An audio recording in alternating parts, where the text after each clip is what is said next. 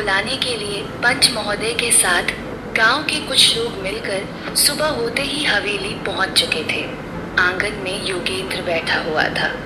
गांव वालों में से एक आदमी ने योगेंद्र से कहा, योगेंद्र भाई साहब, आज नवरात्रि का 9वां दिन है और आपको तो पता ही है कि नवरात्रि के 9वें दिन गांव के सरपंच के द्वारा बकरे की बलि दी जाती है।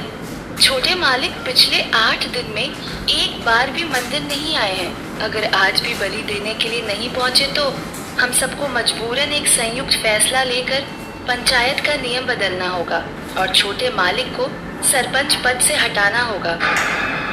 राघव की हरकतों को देखते हुए योगेंद्र को इस बात का अंदेशा था कि गांव वाले ऐसा कोई कदम उठाएंगे ही उठाएंगे। उसने गांव वालों को आश्वस्त करते हुए कहा, नहीं नहीं भाई साहब, इसकी जरूरत नहीं पड़ेगी। राघव तो कल रात को खुद आने के लिए कह रहा था। आप निश्चिंत होकर घर जाइए, मैं आप लोगों के पीछे पीछे राघव को लेकर मंदिर पहुंचता हूँ। योगेंद्र की बात पर भरोसा करते हुए सब लोग वहां से जाने लगे, लेकिन जाते जाते उसी आदमी ने फिर मुड़ते हुए कहा, अगर राघव आज नहीं पहुंचा तो जो मैंने आपसे कहा है वो सच हो जाएगा योगेंद्र भाई साहब। ये कहकर सब लोग वहां से चले गए और योगेंद्र वहां से सीधे राघव के कमरे की तरफ चला गया। राघव अपने बिस्तर पर नशे में बेहोश पड़ा हुआ था। योगेंद्र ने कुछ देर आवाज लगाई, लेकिन राघव पर उन आवाजों का कोई असर नहीं हुआ। ये देख योगेंद्र ने पास पड़े जग से पानी हाथ में लिया और राघव के मुंह पर छिड़क दिया। राघव एकाएक गुस्से में चिल्ला उठा, कौन है वे? सामने योगेंद्र को देखकर शांत होते हुए कहा, मामा ये क्या हरकत है? सुबह सुबह क्यों दिमाग खराब कर रहे हैं? जवाब में योगेंद्र ने कहा, दिमाग तो गांव के लोगों का खराब हो चुका है तुम पर। आज तुम्हें काली माँ के मंदिर में जाकर बलि देनी है और तुम यहाँ पर नशे में पड़े हुए हो। अगर ऐसा ही चलता रहा तो तुम्हें सरपंच पद से हटा दिया जाएगा।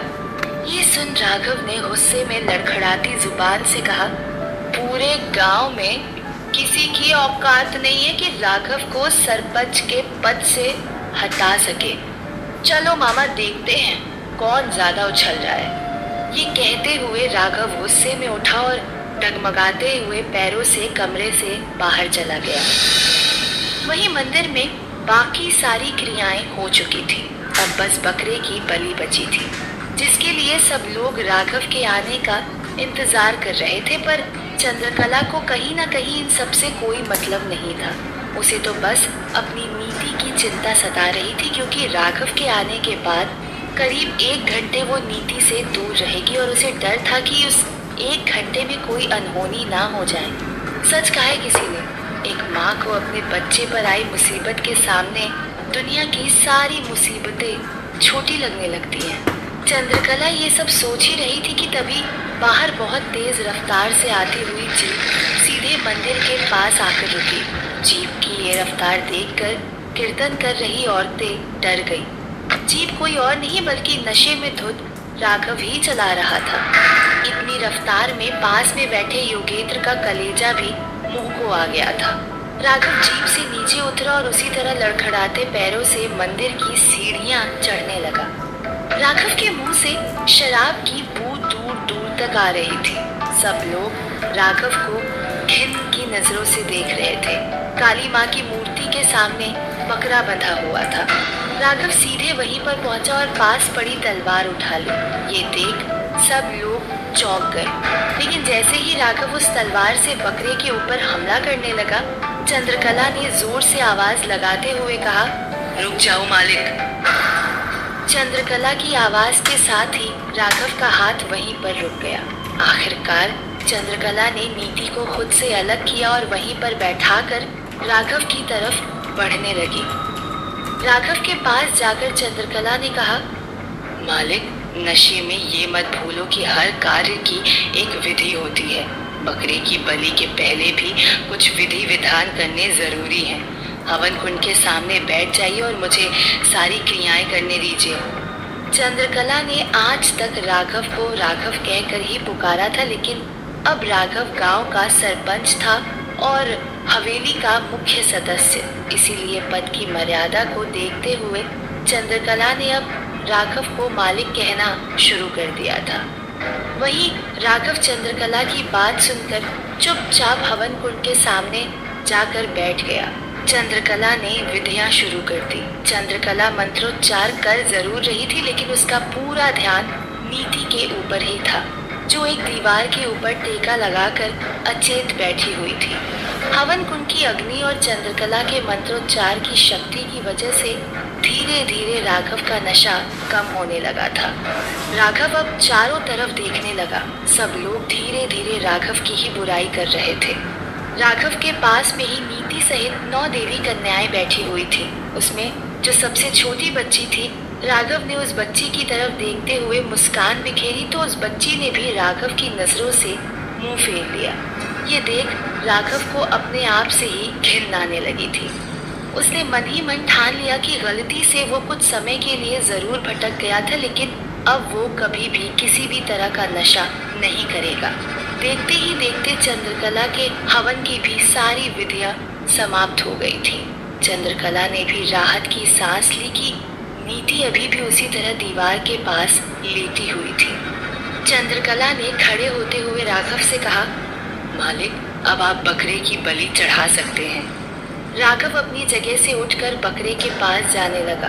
राघव के दिमाग से नशा भले ही उतर गया था, लेकिन उसके शरीर में अभी भी पर्याप्त नशा था, जिसकी वजह से वो ठीक से चल नहीं पा रहा था। पर अब राघव को उसी तरह चलने में शर्म आ रही थी। राघव ने बकरे के पास जाकर तलवार उठा तो ली थी, पर उसके हाथ कांप रहे थे। उसे डर था कि कहीं नशे की हालत में वो एक ही झटके में बकरे का सिर धड़ से अलग कर पाएगा कि नहीं, क्योंकि बलि हमेशा एक ही झटके में दी जाती है। अगर एक झटके में सिर धड़ से अलग ना हो तो इसे बहुत बड़ा अपशकुन माना जाता है। इसीलिए राघव ने डर के मारे अपना पूरा जोर लगाकर तलवार से प्रहार किया। तलवार का प्रहार इतना तेज था कि बकरे की गर्दन एक ही झटके में उसके शरीर से अलग तो हो ही गई थी, साथ ही साथ बकरे के खून के छींटे पास खड़े लोगों के चेहरे पर भी उछल गए थे, जिसे गांव वाले शुभ माना करते थे। राघव के इस कृत्य से गांव वाले काफी ज्यादा खुश हो गए थे और चारों तरफ काली मैया की जय, काली मैया की जय के जयकारे गूंजने लगे। आसमान में मंडरा रही अंगुना भी ये सब देख रही थी। अंगुना लगातार मायापुर की हर गतिविधियों पर नजर रखे हुई थी और अपने सही समय का इंतजार कर रही थी। उस बकरे का खून देखकर अंगुना की जीभ भी लपलपा गई थी, क्योंकि इंसान का खून हो या जानवर का खून देखकर किसी भी काले साए का मन ललचा ही जाएगा। वहीं नीति के बारे में किसी को कुछ पता नहीं चला, इस बात से चंद्रकला काफी ज्यादा खुश थी। इसके बाद जैसे ही संध्या आरती समाप्त हुई, चंद्रकला ने किसी चीज का इंतजार नहीं किया और नीति को लेकर सीधे वैद्य जी के पास ले गई। वैद्य जी ने अब नीति को सही तरह की औषधि दी, जिससे नीति के स्वास्थ्य में सुधार आ सके। लेकिन साथ ही साथ वैद्य जी ने चंद्रकला से कहा, देखो चंद्रकला, इस औषधि से नीति के स्वास्थ्य में सुधार तो आ जाएगा, लेकिन इतने दिन लगातार उल्टी होने की वजह से 2-3 दिन तक कमजोरी जरूर रहेगी। पर चिंता की कोई बात नहीं, नीति 2-3 दिन में बिल्कुल स्वस्थ हो जाएगी। चंद्रकला ने वैद्य जी को प्रणाम किया और नीति को अपनी गोद में उठाकर अपने घर ले गई। घर पहुंचते ही आज जल्दी ही चंद्रकला ने खाना बना लिया था। खाना बनाकर आज दोनों ने पूरे 8 दिन के बाद एक ही थाली में खाना खाया। इस बात से नीति भी काफी खुश थी, लेकिन वो इस हालत में नहीं थी कि अपनी खुशी को शब्दों में जाहिर कर सके। लेकिन चंद्रकला ने नीति की खुशी को उसकी आंखों में ही पढ़ लिया था। खाना खाते ही चंद्रकला ने नीति को वैद्य जी वाली औषधि दे दी और अपने सीने से लगाकर सो गई। वहीं दूसरी तरफ राघव भी आज पूरे 8 दिनों बाद होश में था। इतने दिनों से राघव जब भी होश में आने को होता, उससे पहले ही पंकज उसे अफीम का सेवन करवा देता था। पर आज चूंकि राघव मंदिर में था, इसीलिए दिन में कोई नशा नहीं कर पाया और शाम होते होते पूरी तरह होश में आ चुका था। होश में आने के बाद राघव को अपनी गलतियों का एहसास हो रहा था। वो इन सब के बारे में सोच ही रहा था कि तभी उसके कमरे में पंकज की दस्तक हुई। उसने पंकज को कुछ नहीं कहा। उसे लग रहा था कि इन सब में पंकज की कोई गलती नहीं है। उसे तो वो नशे करवाने के लिए कह रहा था, इसीलिए उसने उसे इतने नशे करवाए हैं। इसीलिए राघव पंकज से आराम से ही बात कर रहा था। अंदर आते ही पंकज ने राघव से पूछा, क्या बात है भाई, कहाँ गायब था दिन में? मुझे बुलाकर खुद गायब हो गया। ये कहते हुए पंकज ने अपने कमरे को अंदर से कुंडी लगा ली थी और अफीम की पुड़िया निकालकर उसे नशे के लिए तैयार करने लगा था। अफीम को देखकर एक बार के लिए तो राघव का मन भी डोल गया था, लेकिन फिर भी राघव ने दृढ़ निश्चय के साथ कहा, पंकज, ये सब यहाँ मत करो भाई। मैं आज के बाद से अफीम का नशा नहीं करूँगा। अफीम का क्या, मैं किसी भी तरह का कोई नशा नहीं करूँगा। इसीलिए बेहतर यही होगा कि तुम इसे लेकर यहाँ से चले जाओ और आज के बाद ये सब लेकर भी मत आना। राघव की ये सब बातें सुनकर पंकज पूरी तरह चकित रह गया। उसे अपना सारा खेल बिगड़ता हुआ दिखाई दे रहा था। उसने राघव से कहा, ये क्या कह रहे हो राघव? सिर्फ तुम्हारे लिए इतना अच्छा माल मंगवाया है और तुम ही इसे मना कर रहे हो। इस पर राघव ने कहा, चाहे कितना ही अच्छा माल क्यों ना हो पंकज, लेकिन मैं अब कोई नशा नहीं करने वाला हूँ। अब तुम जा सकते हो। पंकज ने खड़े होते हुए कहा, मैं तो चला जाऊंगा, लेकिन पिछले 9 दिन से लगातार तुम अफीम का सेवन कर रहे हो। तुम्हें क्या लगता है तुम एक बार कहोगे और ये हो जाएगा? अगर अचानक से छोड़ोगे तो हालत खराब हो जाएगी। तुम्हारा दोस्त हूँ, इसीलिए चिंता है तुम्हारी। ये कहते हुए पंकज ने पास पड़ी मेज के ऊपर उस अफीम की पुड़िया को रखते हुए कहा, ये पुड़िया यहीं पर पड़ी है, अगर ज्यादा परेशानी हो तो थोड़ी मात्रा में ले लेना।